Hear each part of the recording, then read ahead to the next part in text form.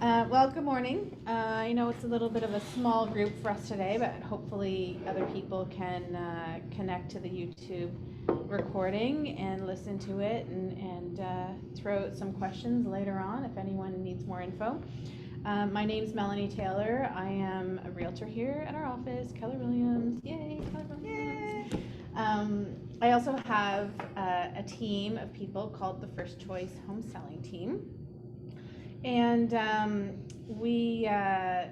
think, really I'm just here today to talk a little bit about manufactured housing and answer questions if anybody has any. I think, I'm actually a member of the Manufactured Housing Association as well. You are too, aren't you? No, just my husband. Your husband, okay. Yeah. So I actually just wanted to mention that because, and I noticed you have mini home on your slides, but what they're trying to do They're supposed to change is change the perception of, what we would traditionally, call mini homes or trailers. They're really focused on changing the mindset and how people perceive it, because for many years, it had sort of a stigma. I think, I always tell people the Trailer Park Boys for Nova Scotia was like the best thing ever for us and also the worst. It's challenging, but if you ask any carpenter what their opinion of a manufactured home would be, and it's always positive because it's changed so much over the years. And just to highlight a few of those changes would be I think Shelley Dean's on the call too, and she used to work for Prestige, so she's an awesome person to reach out to, by the way, if you have questions. But they're really built like a custom home now. Yeah. So it's not like, if you go into an older home or you're showing clients, you go into an older mini home and it actually has like the paneling on the walls and the seams and the trim, that doesn't happen anymore. Now you walk into them and they're literally built like a custom home would be built. Yep. And also a huge selling feature on this type of product, not only price point affordability, but it's the way it's manufactured, and it's in an indoor environment, so it's protected from the elements. And so often I'm sure a lot of us have been driving down the road and see a stick frame house being built, and we're in the middle of like a torrential downpour and rainstorm, and you're like, what's happening with that water? Where is it going? And the answer is it's soaking into the wood, and it's eventually going to come out somehow. Yep. And it will take years. So to actually build a home in an indoor environment, so literally like these houses start getting built and they go along an assembly line. It's super efficient. It's protected from the elements. It's even climatized for temperature. So at the end, you get a finished product that has not been sitting in a rainstorm or a snowstorm or for 6 months because the contractor was delayed. You get a product that's like really, really well built and dry. Is there going to be nail pops? Yeah, because there always is. Well, there always is. But it's definitely a way better product. Don't you find too is I was having a hard time transitioning people from saying mobile to mini, because a mobile, and I would say, has an axle. You can move it. You cannot move a manufactured home. Well, you can actually. You can move it, but people can't bring their F-150 and you can't call Uncle Bob and back up the truck. And that's a good point, Vicky, because it's progressed from that. From a mobile to a mini, and now it's transitioning from a mini to manufactured, and there's a big difference in that. And yes, you can't pull up a truck and drive it away, and quality reflects that. Also, price point reflects that as well, because prices have gone up,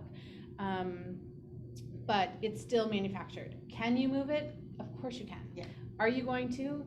Absolutely not, because at the end of the day, especially in this market, you're going to put a for sale sign on your yard and it's probably going to be sold within a week, and you're going to go buy something else.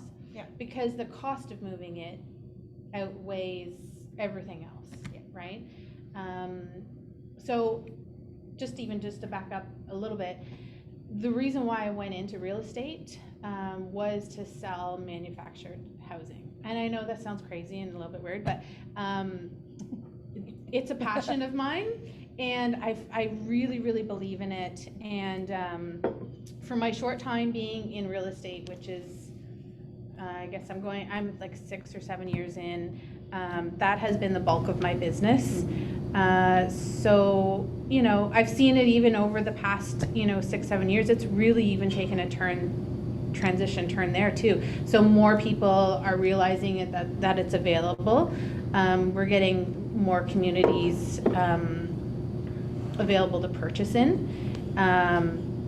And Castle Grove Estates, which is a community that we're doing, is a fantastic option for people. There's 525 homes going in there, in an area that is probably one of the fastest growing communities in Canada right now. And it's, we're selling it out of our office. So Keller Williams, has a big role to play there. Anyhow, let me just look at a couple things here.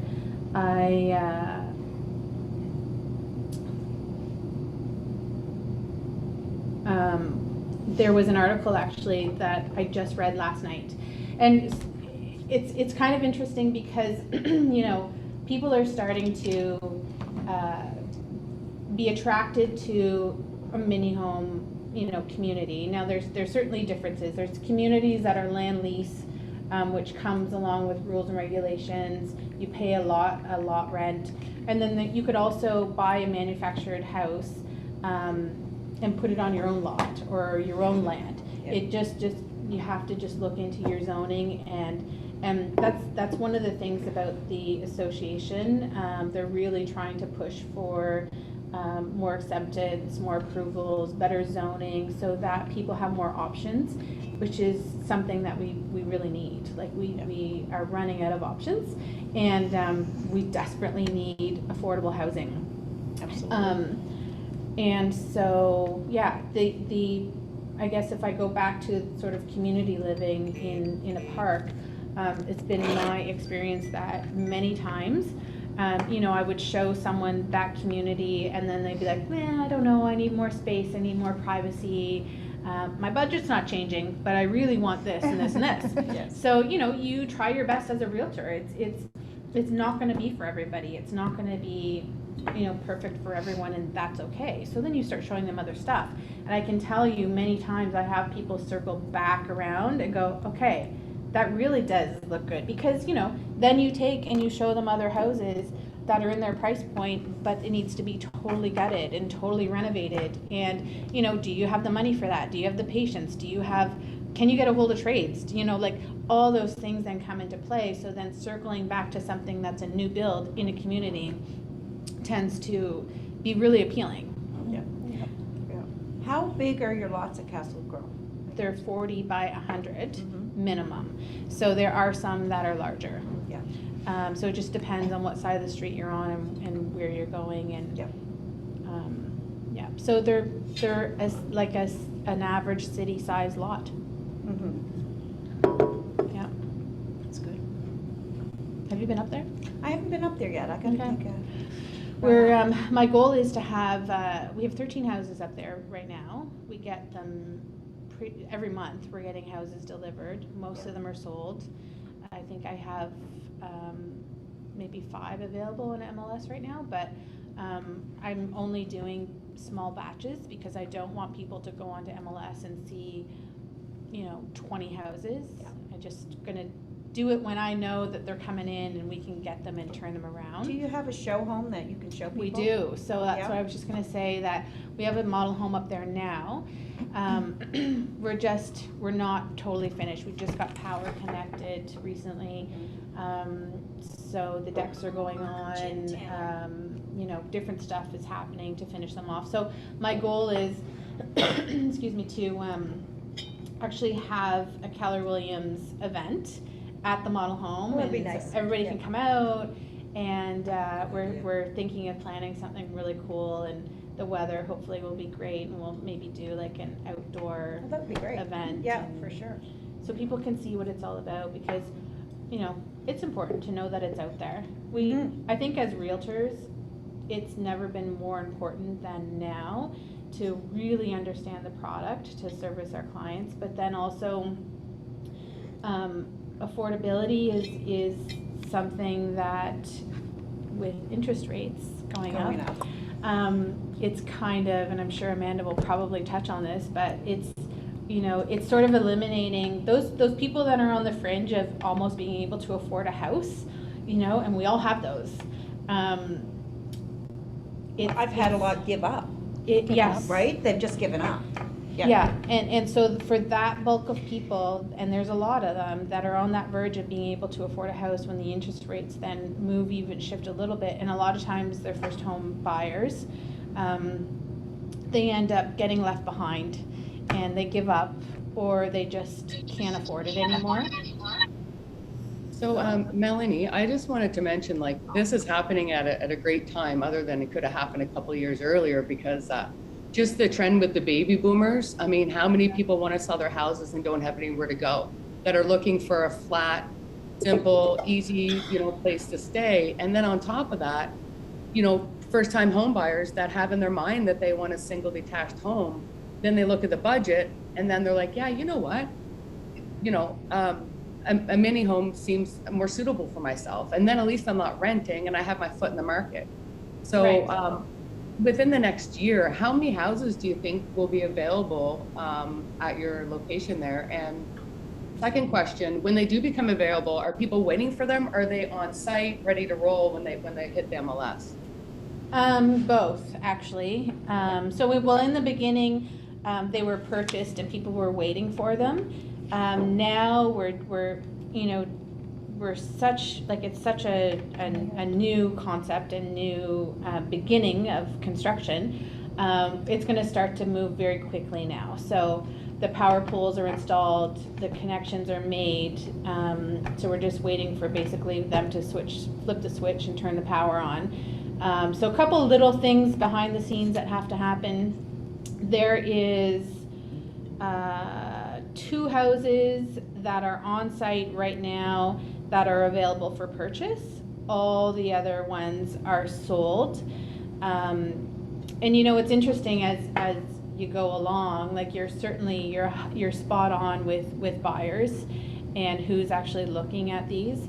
And so in the beginning, I thought to myself, oh, this will be really great. We'll be able to allow people to pick their finishes and pick the style of house. And I've stopped that because it's just it's not realistic, and it's causing more grief. So right now I have 4 custom houses that people are waiting for, and they're custom in the sense of they've picked every single item in the house, outside of the house, what it looks like, the windows, the shutters, everything, and it's taking longer. Yeah. So I've had enough, putting my common sense to use here, and I'm pre-ordering houses and basically saying, this is the house, this is the style, here's the colors, and I'll post the colors on MLS as well.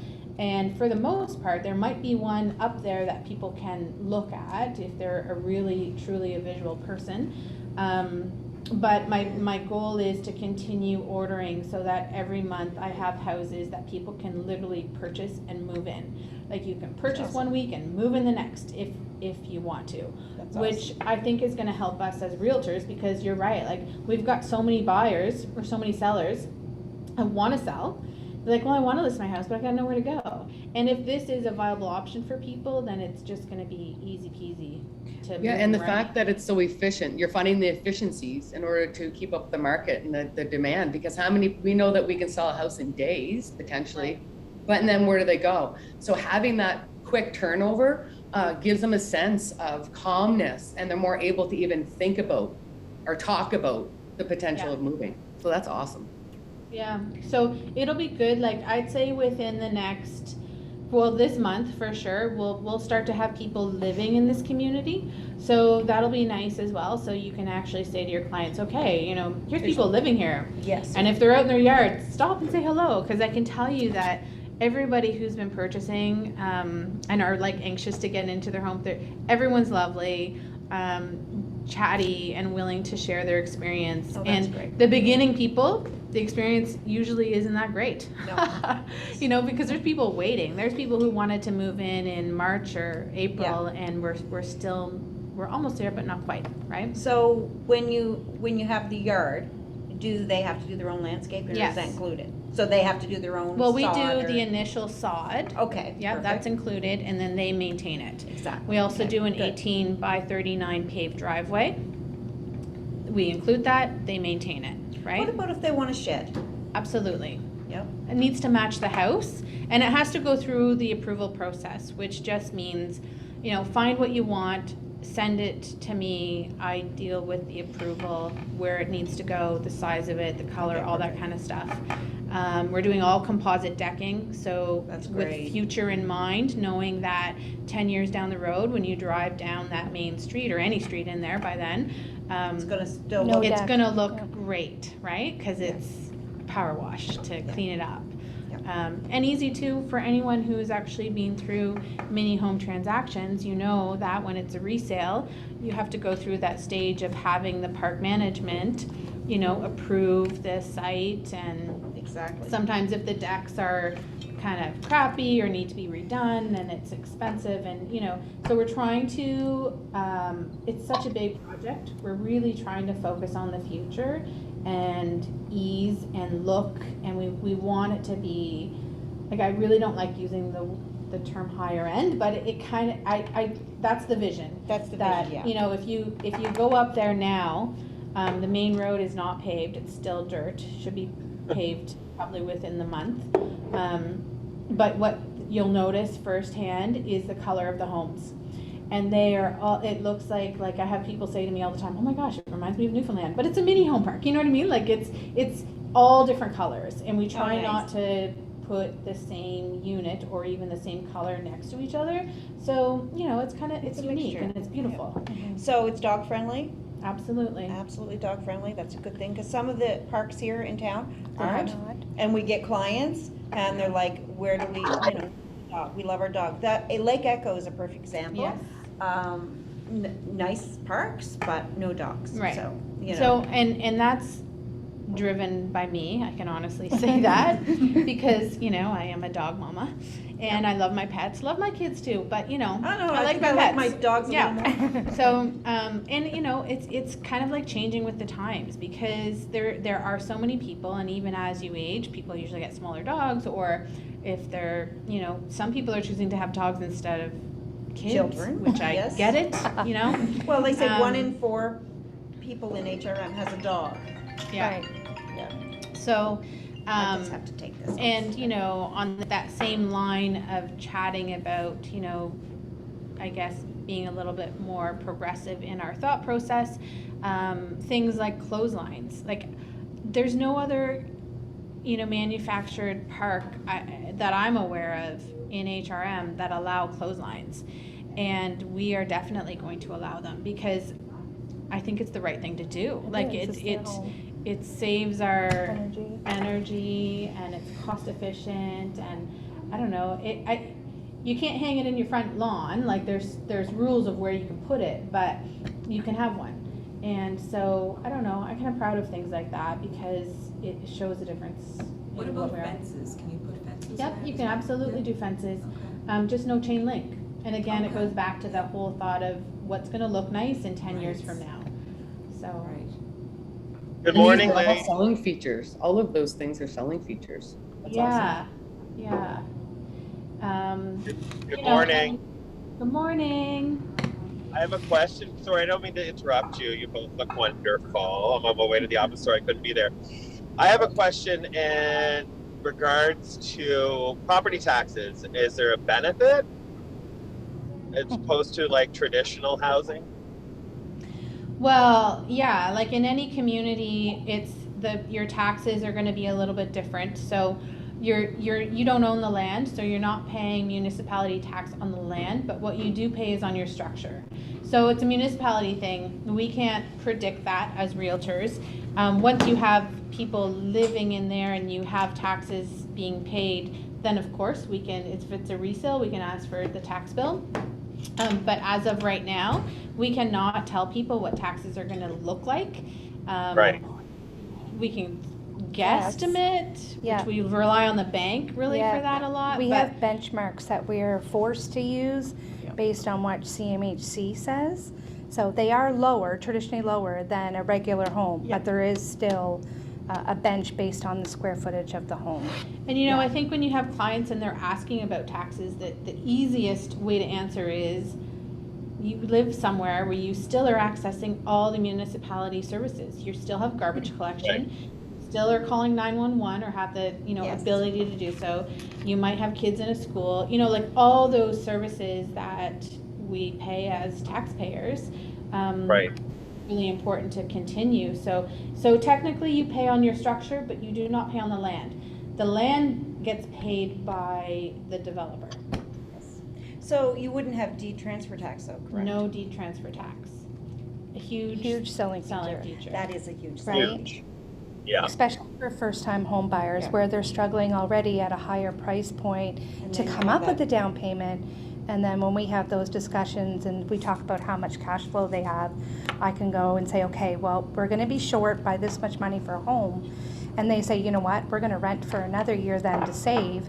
And then we go, The price, and then the prices? the prices are gonna go up, so maybe we should pivot and look at something like this so you can get into the market where we seen in our last development, people that moved in 2 years ago and on resale right now, we're all jumping up and down on how much these homes have increased in value, which will probably do the same in this market, right? Well, I like the first house that was ever sold in Foxwood Village, and I was not in real estate then.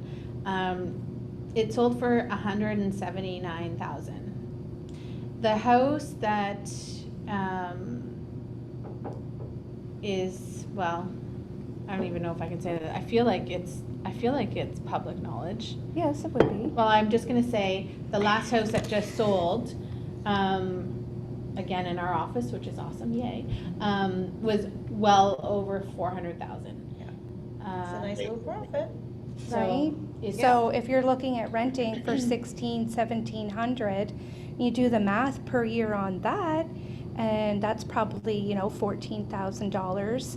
So why not get into something earlier, even if it's not your forever, and start building your net worth to baby step to the next property if that's what you want to do. But it's obviously working, like, right, as far as history And trends it go. would be good for like the elderly, like I have 100%. someone who wants to downsize right now, but she's had knee surgery and she can't do stairs Right. and it's a whole thing, right? So something like this would Right. be perfect for somebody like that that's had, you know, can't do stairs anymore. Right, and from right? what I can But say. wants neighbors. and Yeah, wants they to wanna live be- somewhere safe. Exactly. They don't want to smell everybody else's cooking and all those things Yes. that you get, And right? they want a their own yard, they spark. still wanna go Yeah, sit they in want to the go for a yard. walk and things like that. One stigma that I see from the banking end is that there is a lot of seniors that have a lot of money, and when they sell their home, they just don't want to use it, right? So I want people to know that they're not all going fixed income, but there's a lot of them that are wanting to have a spot in the winter or the summer and go in the winter, that kind of thing. So a lot of those seniors are not just fixed income, but they want their own little, like you said, piece of property, and they still have a bunch of money in their account, but it's just a stigma that they think that everyone doesn't have money, which is It's not. the opposite. It's not the the case, opposite. right? So just, yeah. I have 2 sets of parents still alive and I'm gonna tell you that they like to tell me how much money's in their account. Yeah, for sure.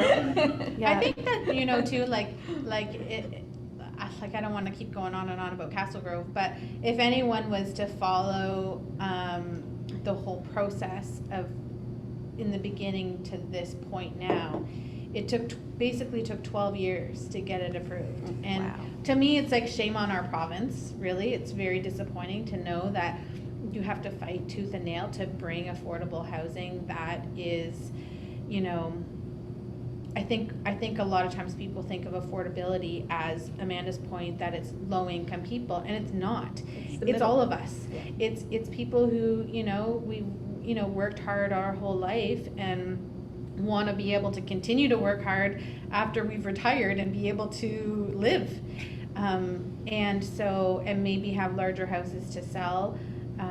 But the stigma is still there. But what I'm finding is that the people in the community who fought it for so long are now realizing so if I ever see anyone up there walking or even driving, I force them to talk to me because I want to know, like, I want to know their story. Who are they? Where are they coming from? And there's been a lot of people up there who say to me, oh, I just live on the next street over, and we're really impressed. And I love hearing that because I'm like, okay, so we're doing the right thing, you know, because all those people that fought it and had nothing, like, honest to God, I have it in writing where the community was talking about trashy people and how they didn't want people from the other side of the tracks living in their community. And it's disgusting that people would even say stuff like that. It was hard to all. listen to. Really tough to listen to. Yeah. And so I think now the community is starting to realize, like, oh, it's really not what the hype was. When like, people don't want something in their backyard, I live in Montebello or Keystone, and of course there's new development that the province has said, get off your asses, let's build this community because we need housing. So when the province put the push on, you know, everybody's up in arms, even the local councillor's up in arms, everybody's up in arms. We shouldn't have this, it's gonna be as big as Truro, it's gonna be in our backyard, blah, blah, blah, blah. And I'm thinking, in the meantime, I'm a mother of 3 sons that can't find houses to live in or can't afford houses. Right. And so are most of the friends I know that people want to stay in the community. Or maybe people want to sell a big house and buy a smaller house in there. Mm-hmm. So there's always that pushback. And like that has been 10 years of pushback, pushback. And finally a government change that says, no, we're gonna build communities now. We have to. Yep.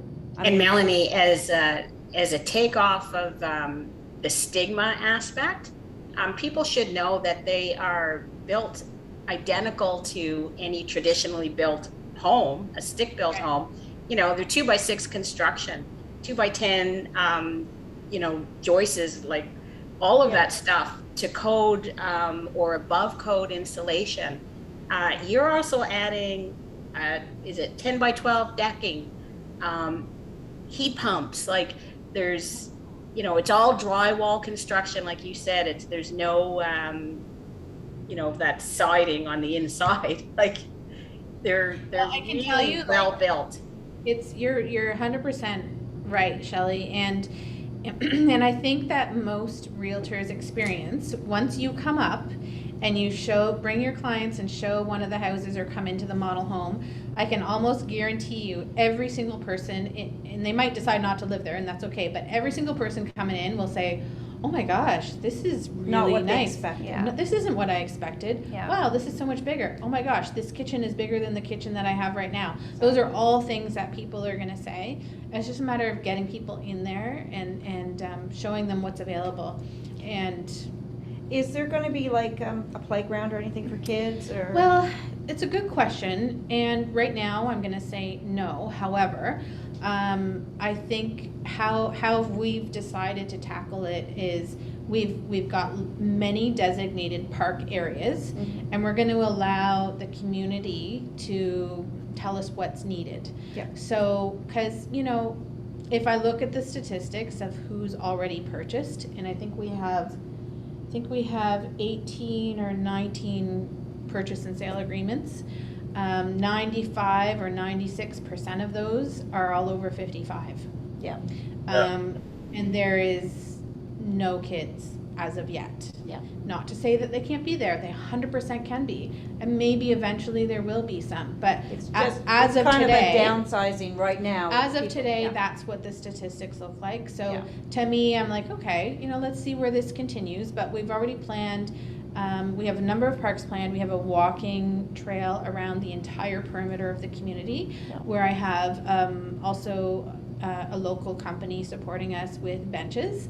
So they're going to be putting little seatings like throughout the pathways for people to rest. And you know, like maybe if every household has a dog, maybe we do an off-leash section, or you know, I think so. The answer is no to the Immediate. To the playground. kid playground Yeah. as of today, but that could change in a year. Yeah. Depends on if you get I have more a- young. I have a question. Another one for you ladies. Yes. Melanie, how do you handle potential buyers who ask about the land lease fees per month and going up arbitrarily? Well, that's an easy answer because that's all controlled by the Nova Scotia Tenancy Act. So it is a level of protection for people. It's designed not to price people out of living. It's a formula based on the consumer price index. Now that could be going up, but you know, it's a small percentage. So if the land lease is $345 and it goes up by a few percentage, you're still under $10. So it's not like a condo fee. So there's a big difference between putting a downsizing couple, a retirement couple, whatever, into a condo as opposed to a land lease. Because land lease is very more like secure, and they can really manage their lifestyle and budget, whereas a condo, it's a little bit more volatile. You know, your condo fees can go up and down, and you don't really have Right. any control. Yeah. Right. Thank you.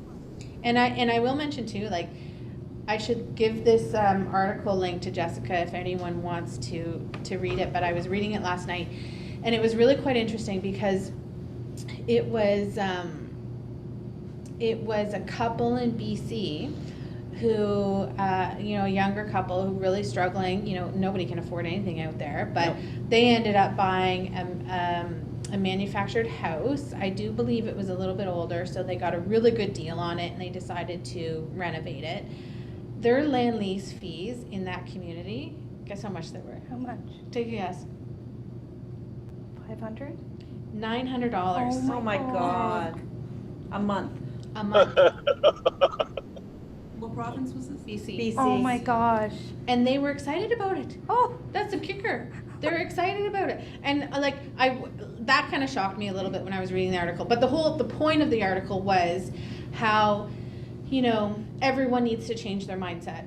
And manufactured housing is not only, you know, affordable, it's safe, it's a really good investment. Yeah. And it's the wave of the future. it is. And you know, it's I think a lot of people don't realize that manufactured housing across the US is almost their main source of building Yep. homes. And you could have a 10,000 square foot mansion that's actually manufactured. So it's built in an indoor environment, in boxes, in sections, and then craned in and put together. And that's how the US is built. Yep. And it's everywhere. We just don't actually realize. Just like land lease communities, like I've had people say to me, "Oh, you guys, like this is so new," and I'm like, "No, it's not new. It's been going on for a long time, and now more than any time, I think it's the most relevant to what we need." Yeah. So Melanie, oh, sorry. I was okay. just gonna say, if there's such a great need and it took 12 years to get this one approved, is anyone working on the next one somewhere Well, in the area? I think lots of people would want to work on the next one, Yeah. but if they ever sat down and talked to anyone who's done it, they'd probably change their mind real quick. Because it's super stressful, it's very, very expensive. Yeah. You have very little support or none, How much is or gas? more opposition than anything from the municipality Yeah. and the province. You have to have really thick skin and stay diligent and have a vision and try to stick to it, because I'll tell you, like, it's really disheartening when the municipality and all the councillors talk about, you know, oh, we need affordable housing, but then when it actually comes down to getting something approved or having someone vote in a positive manner, they scatter like fleas. So it's hard. I Well, wish. it's good that you're the trailblazer, and to be able to market that this is what it's really like, and to be the one to kind of transition that thought process at the time that we need it. Hopefully you'll be the pioneer for that, right? And that it won't be as difficult, but we'll see. And I hope so too. And I think with the Manufactured Housing Association and the support of like RBC, like I know I'm taking up a lot of time. Amanda has lots of really good things to talk about, but those key players are really important too.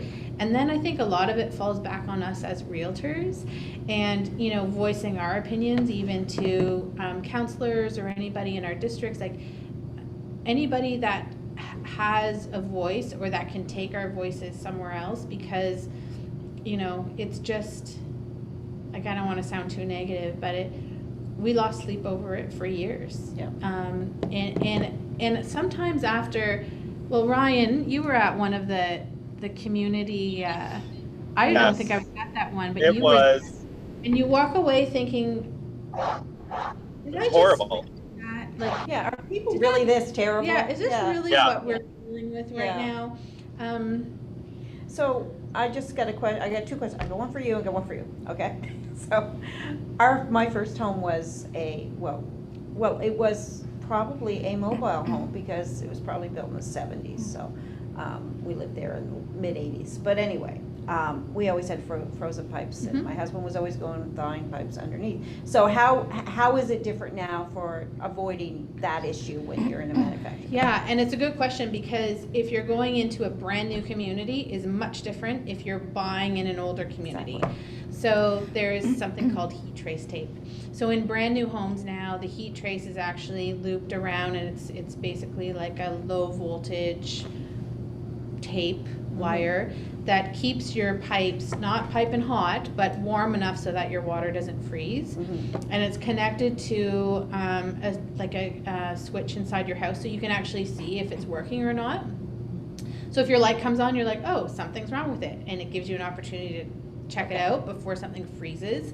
If you're buying into like an older home that probably doesn't have something like that, really good thing to pay attention to, because 100% your pipes are going to freeze if you're raised up off the ground and they're not protected. Yep. So you can add it. And then you're And you setting can your just husband buy it. under with a blowtorch. Yeah, Yeah. exactly.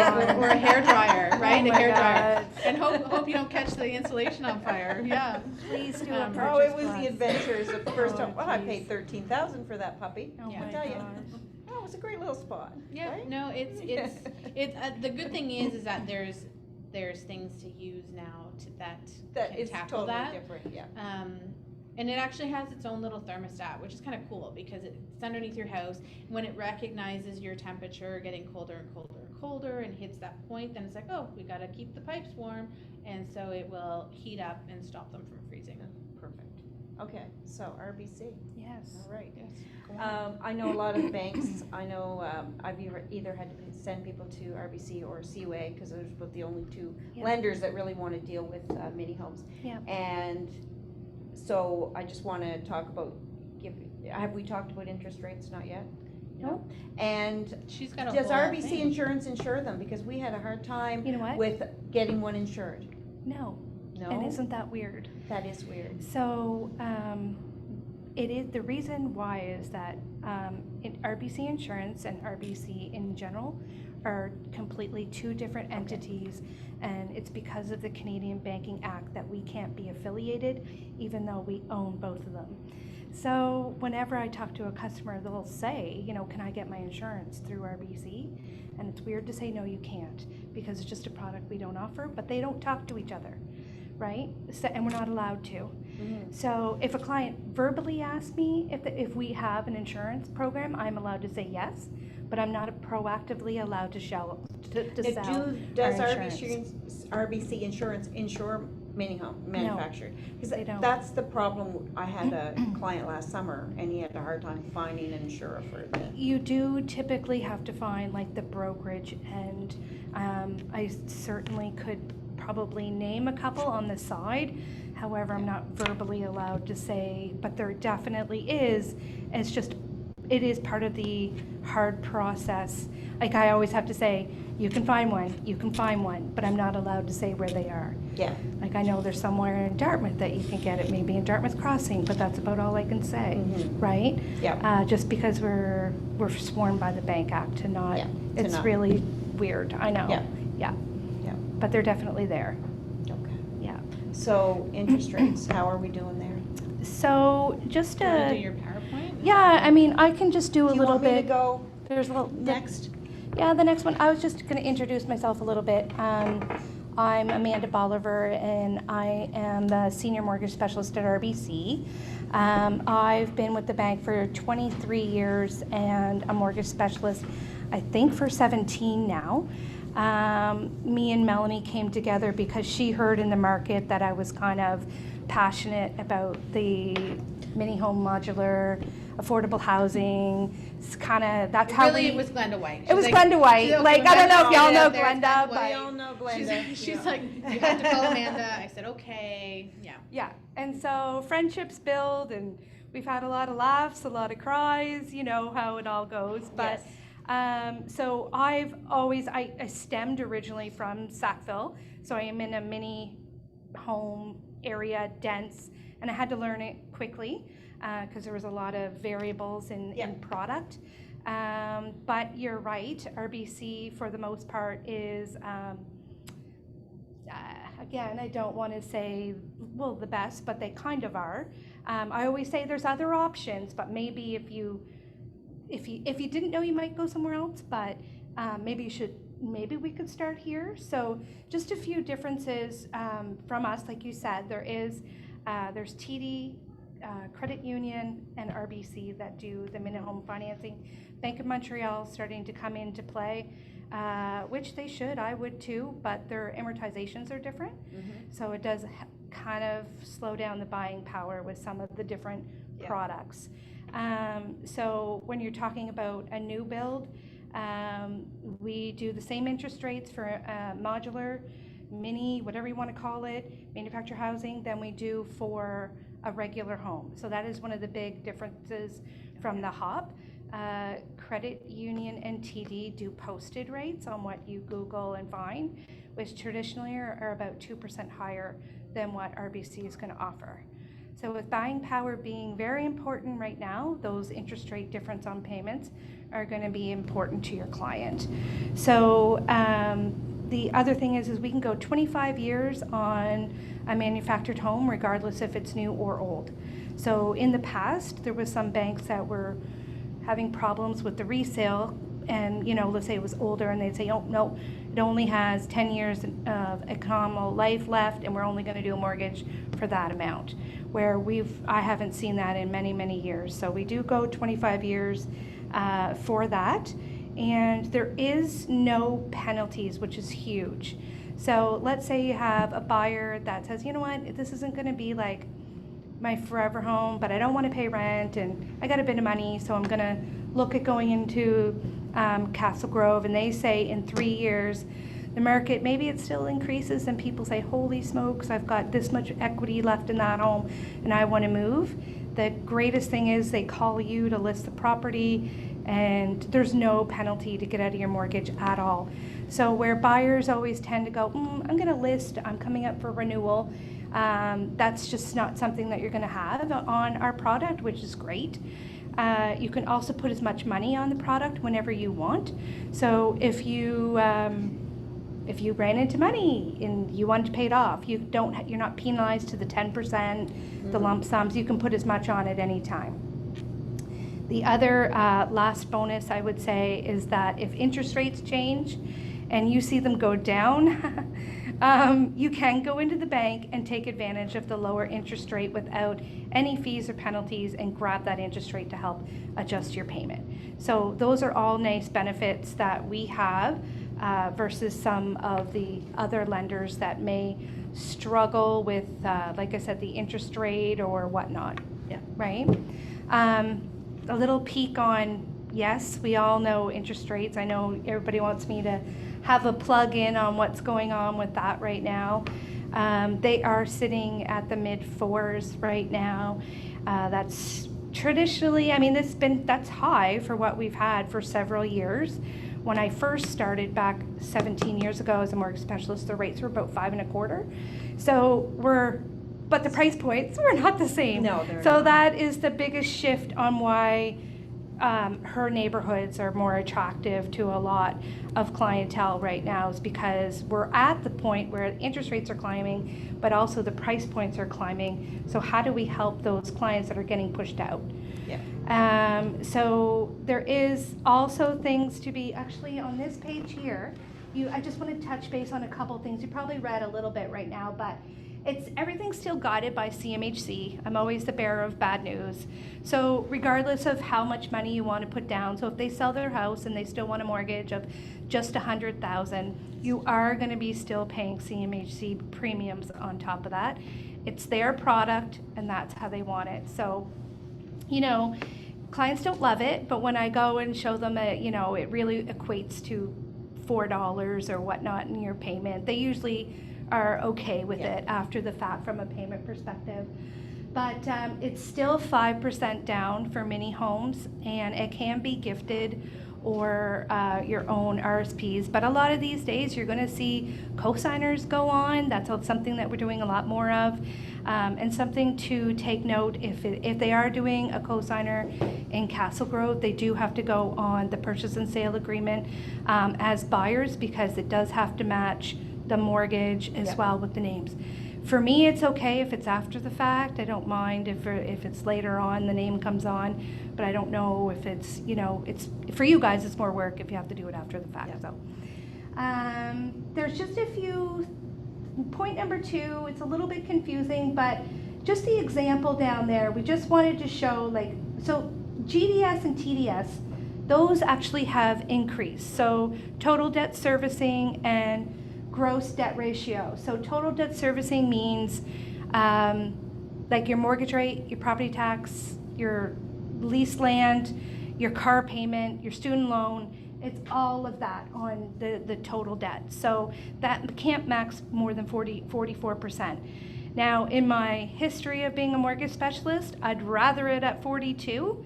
CMHC starts going, maybe we'll add a cosigner if you could start going over that. But if I really have to press, their policies and their rules are 44%. So I'm not too proud to beg if I have to use that card. The gross debt servicing, what that means is just the mortgage payment, property tax, and heat, and then you divide it by your gross monthly income. That can't go over 39%. In the 2 years before this, I think it came into play, it was at 36. So they have increased it, which is great because we need it. But we are maxing a lot of clients at this, like, affordability right now. We're pushing it, right? Yeah. Like every time we do these pre-approvals, and sometimes that's where we may see a cosigner. How I know on guide on cosigner is traditionally based on the credit bureau score. Most mini home parks used to be a 600 score you need to get into. Now they're starting to see pushing up to 650, so something to be cautious of there. But they say 600, but I know a cosigner's going on at 600. 680 is pretty strong. That's kind of the bar minimum that you're looking for your clients. They can use, and people always say, what is my credit score? There's lots of ways to find it now. I think there's 3 different apps that you can go and do your credit score, just so that you're not putting too much into it. If you've got a client that's, 580, maybe we need to tell them to strengthen their credit before you start running around with them, right? So then there's a touch on mortgage rates. Yes, they're going up. I am very pro variable right now. There's a big spread still. It's a deeper conversation for a first-time home buyer than someone that may have traditionally taken variable in the past. The past 2 terms, I would say, like the last 7 to 10 years, a lot of people have gone fixed because the spread was so short. So the rates were 2.5 and the variable was closed. So why would you ever take a risk? So people were taking fixed. Right now, affordability is a big deal. So when somebody calls me and we go through the payments based on an interest rate of 4.5, they're like, okay, I'm not liking that. So you know what? I say, well, let's take a look at variable. There's still a large spread. Sometimes it's $150 to $200 biweekly, depending on price point, that it's significant. And if you're a first-time home buyer, that's important. And I still think there may be another increase, but I don't think it's going to play catch up.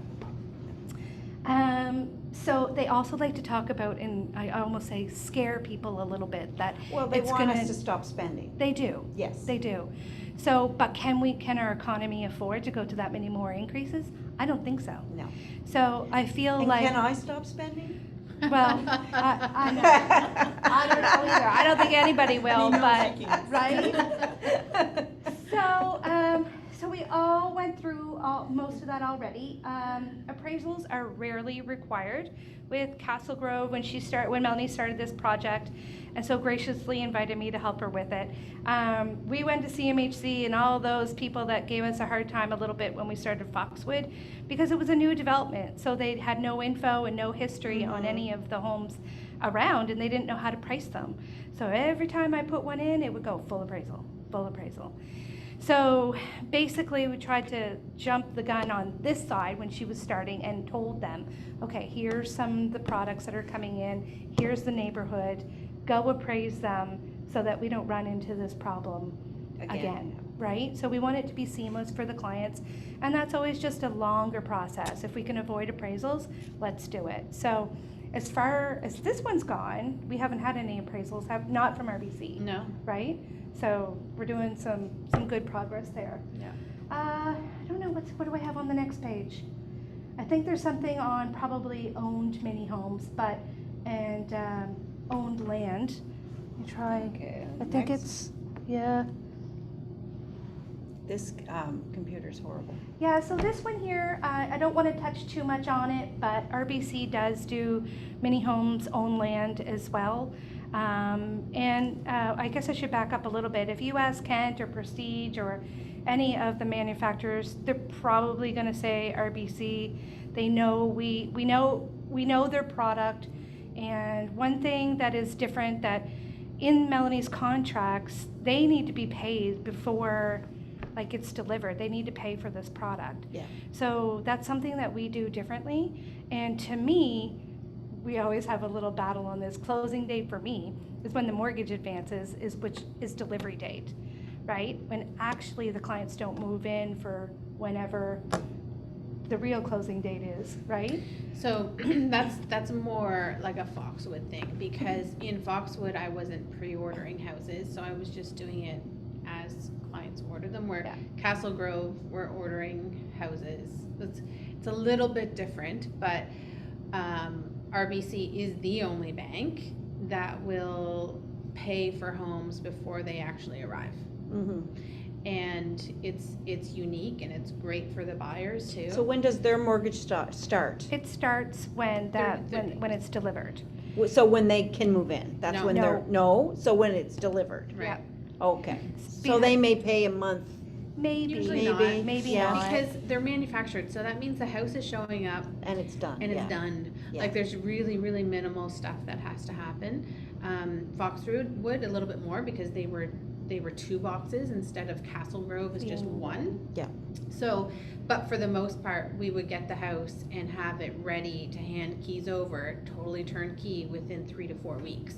So they're literally moving in as they're getting ready to pay their first payment. Okay, Yeah. good. If they go monthly. But sometimes we can stretch it. So it's just a conversation that's up to me to have, not on you guys. Yeah. But just to give them the possibility that there might be one payment based on whatever frequency they pick, Mm-hmm. right? Okay. But yeah, so that is something that's different and unique from other lenders, and some of the lawyers go, wait a minute, what's going on? So we do like to use some of our preferred lawyers that see a lot of high volume, and we have some that will also give a credit, like a discounted price because of volume on these products as well at the lawyer's office, so it's nice. And just using those lawyers do help just the process Yep. run smoothly, and It's less stressful on the buyers, Yeah. for sure. yeah. But I mean, we can't it's force not- anyone to no, use, No. it's up to them It really who is. they can choose. Yeah. And But it's nice to avoid stress if at all possible. is. it is, I would and say- it's nice that we have actually a list of lawyers who understand this product inside and out, and it's a lot easier. It right? is. But it's not a requirement for people to use those Yeah. lawyers. It's just easier on them because they have someone who understands it and knows it, as opposed to a lawyer who still does real estate but doesn't really do much land lease. And I'm like, whoa, hold on a second, what is this? What is that? Like it's a learning curve, right? Like Yeah. we're all human. So That's right. it's a lot easier to go with someone who's familiar with the product. But For sure. Yep. I'll get you to flip to the next slide, I'm almost done here, guys. This is just something that we put together yesterday. I just wanted to go over purchase price and kind of where we're at right now versus, so what I have on the left-hand side is a purchase price on a regular home at $500,000. How much the down payment would be at $25,000. Then your CMHC amounts, you can see the comparisons between the homes in Castle Grove. Basically, you'll see the difference between monthly payments. Again, totally guessing on the property taxes. They may not be correct, but we have a formula that we have to use. The heat and the site lease. At the bottom, what we did is you can also see that the qualifying rate for mortgages has severely gone up. But we used that rate to figure out, okay, if our client's combined income was $127,000, and then we looked over here on Castle Grove, what you would require to get into that property. It is a $40,000 annual income difference, and a great savings as well of roughly $900 per scenario, which is also huge these days. So now this is saying that if these clients did not have a lick of debt, so no car loans, no trucks, those kind of things, so they could afford to get into Castle Grove with $87,000 combined income. So just something on a side note, from affordability, you're looking at clients that may make the 45, 50 grand in income for, just as a family household income. That is important as we go forward in HRM, because the prices for, working haven't increased, but the housing has, right? Yeah. So I just wanted to put that out there for you guys. Is there any questions anybody has on financing or anything else that me and Melanie could address? I have a question. I often have people who say, well, I don't want to pay a lot fee or land lease fee. How do you talk around that? Because obviously it's still, they're better off doing that at the end of the day. It's about running numbers. And it depends on the person, because if they're numbers driven, that's an easy thing to put in front of them and say, you would need to live in this community for 28 or 29 years before that land lease payment starts to balance out with you buying land, doing your well, doing your septic, doing your permits, building a house, blah, blah, blah, all that stuff. So if you plan on living there for 15 years, you're ahead of the game, right? If it's someone, and I guess it isn't going to be for everybody, but people who get really stuck on that land lease payment, that's the first thing I say to them, because that's what the numbers tell us, right?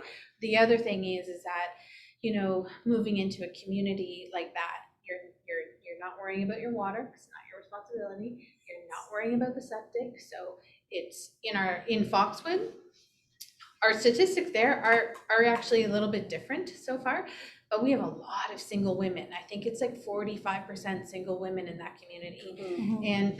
And not to say that we can't deal with our own septic and water, but I think just the idea of, we had a lot of divorces and separations. So going into a brand new home, which is stress relieving, so you don't have to worry about the roof, the windows, blah, blah, blah, anything that's gonna crop up, having a new home warranty, and then not having to worry about dealing with those other things like well and septic is a huge deal. And what other options are there? If you want to get into new home construction, what really are your other options? If you like that idea of being satisfied with brand new stuff, walking in, not having to do a thing, not having to worry about the windows being replaced next year or the roof in 2 years, you literally walk into a turnkey solution and it's brand new. What are the other options of finding anything under 600,000? Double the price of that. So, I think just verbalizing some of those things that sometimes people don't, they sit back and go, oh, because it is true. Some people do get stuck on that whole idea of I don't own the land.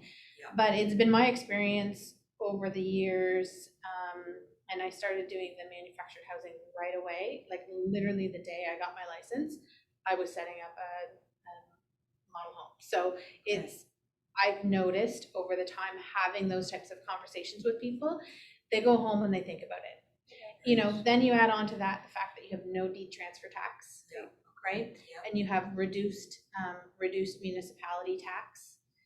Those are all savings. Plus, again, going back to it being brand new, it's efficient.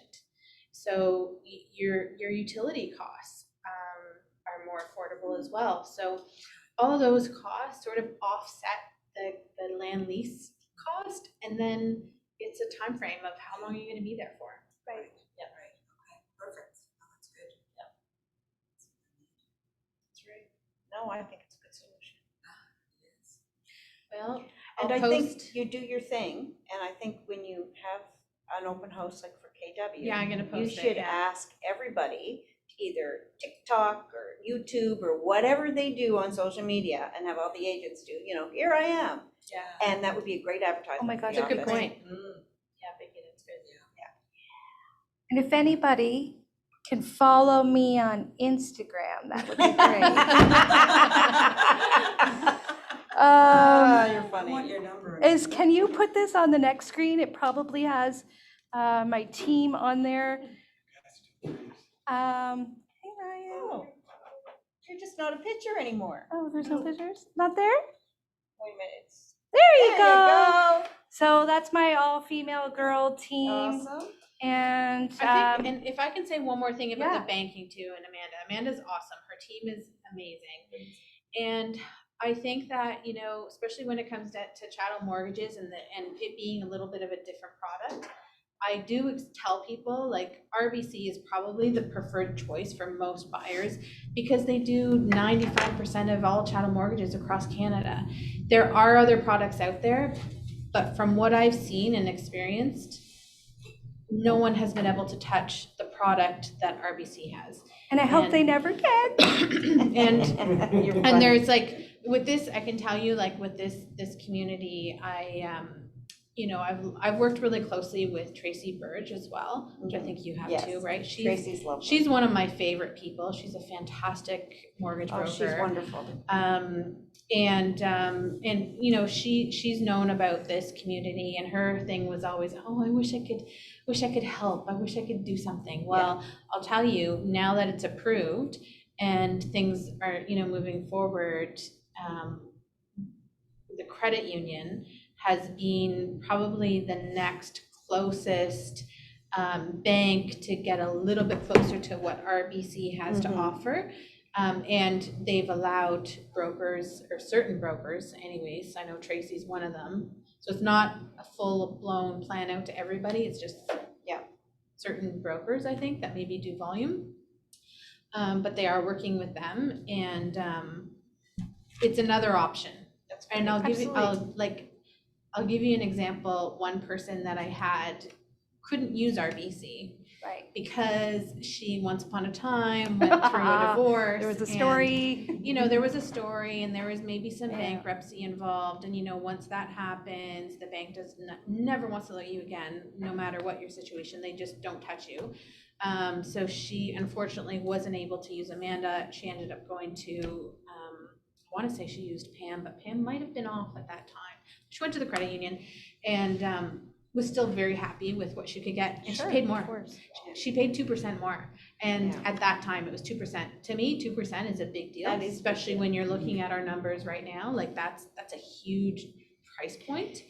But sometimes it has to be done. But you know, Sometimes you have to, she sucked it up, and I'll tell you, she's so happy Yeah. up there. She's been in Foxwood now for a couple of years, and she messages me all the time. She's like, look at this, look at that. I'm so happy here. Like, you know, she paid a little bit more money, and at the end, she was able to make that decision herself, and she's happy. So anyways, I love RBC. I know. I don't you. force anybody to go to you. No. And we can't as realtors, right? We no. can't force anyone to do give them anything. options. But give them options and let people make their own decisions. And I would say for the most part, once they hear what Amanda has to offer and RBC can do for them, they usually don't go anywhere else.